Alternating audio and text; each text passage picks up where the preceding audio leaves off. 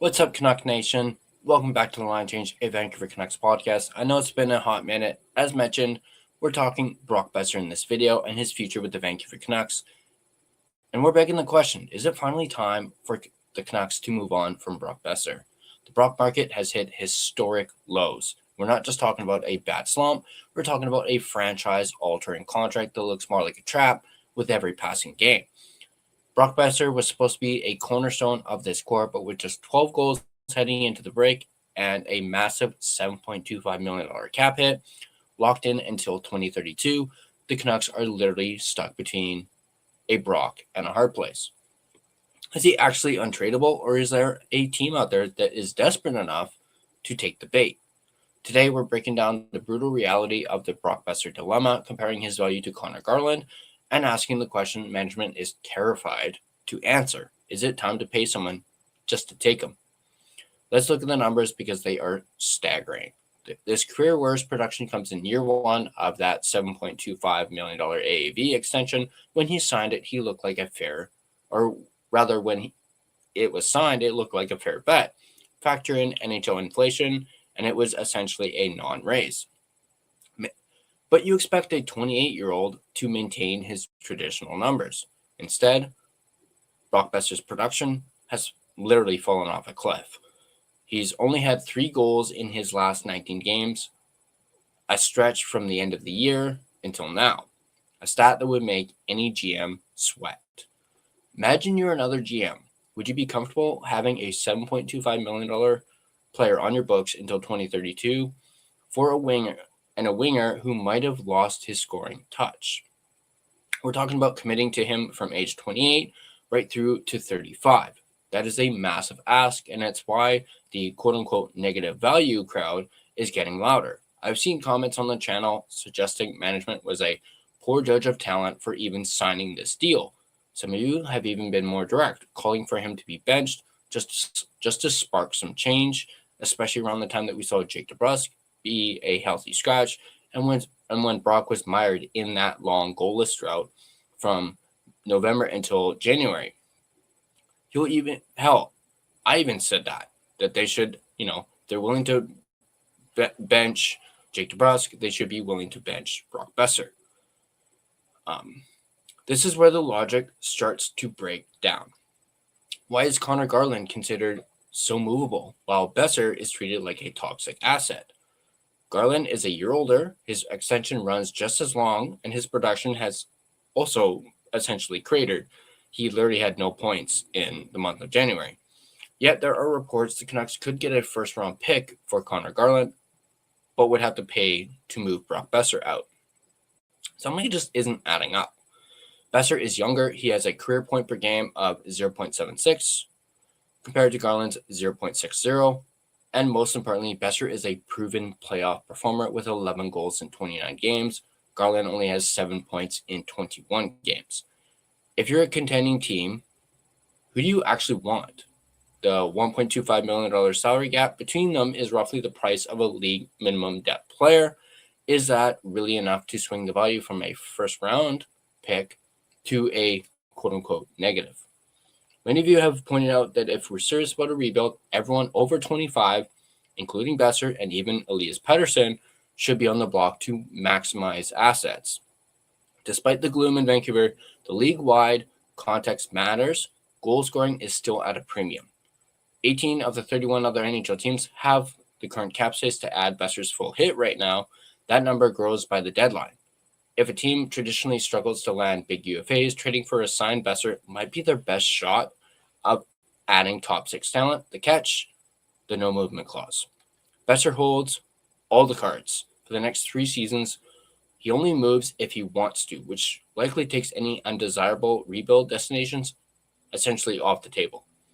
We all saw Brock recently get engaged. He's planted roots here in Vancouver and probably has no desire to waive that no move clause. This is why a trade is so difficult. It's not about just finding a buyer. It's about finding a buyer that Brock actually likes. We all saw that power play out with the Artemi Panarin trade and how handcuffed the New York Rangers were, especially when it came to the return.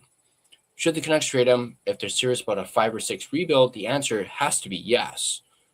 By the time this team is competitive again, Boeser will be in his mid-30s. Even if the cap goes up, $7.25 million is never, quote-unquote, chump change.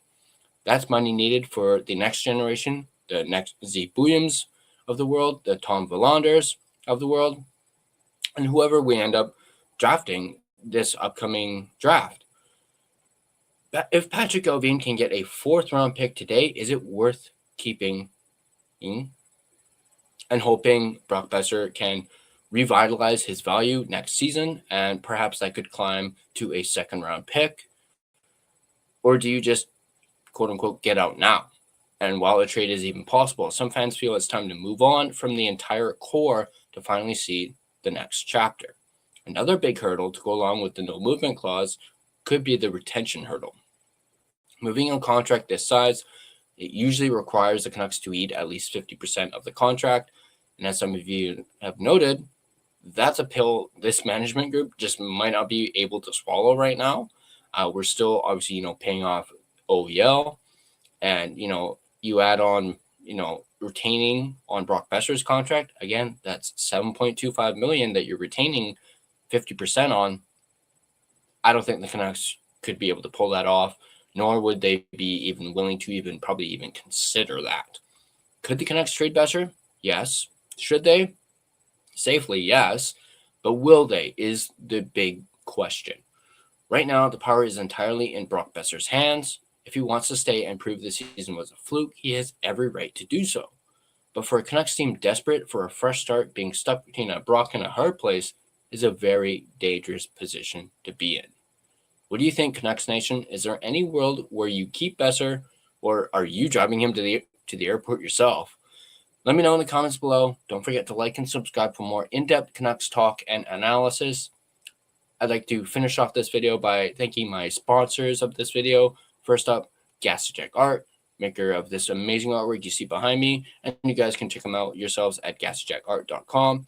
I'd also like to thank my other sponsor, which is DraftKings Sportsbook, an official sports betting partner of the NHL. DraftKings Sportsbook, an official sports betting partner of the NHL, is built for the fastest game on ice. With player props and live betting, every shift, every shot, every save gives you options to get in on the game with DraftKings Sportsbook. New customers bet just $5, and if your bet wins, you get $300 in bonus bets instantly. Download the DraftKings Sportsbook app and use code THPN, that's code THPN, to turn $5 into $300 in bonus bets if your bet wins. In partnership with DraftKings, the crown is yours. Gambling problem? Call 1-800-GAMBLER. In New York, call 877-8 HOPE-NY or text HOPE-NY. In Connecticut, call 888-789-7777 or visit ccpg.org. On behalf of Boot Hill Casino in Kansas, wager tax pass-through may apply in Illinois, 21 plus in most states, void in Ontario, restrictions apply. Bet must win to receive bonus bets, which will expire in 7 days. Minimum odds required. For additional terms and responsible gaming resources, see dkng.co/audio. This is a limited time offer. Copyright 2026 NHL, all rights reserved.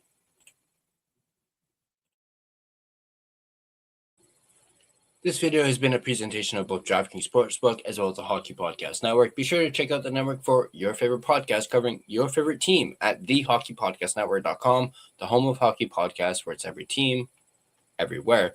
Once again, let me know in the comments down below what you guys think about Brock Boeser and what the Canucks' chances are of trading him, and if that is even what the Canucks should do. Should the Canucks finally move on from Brock Boeser? Once again, drop your comments down below. Thanks for tuning in, and I'll catch you on the next line change.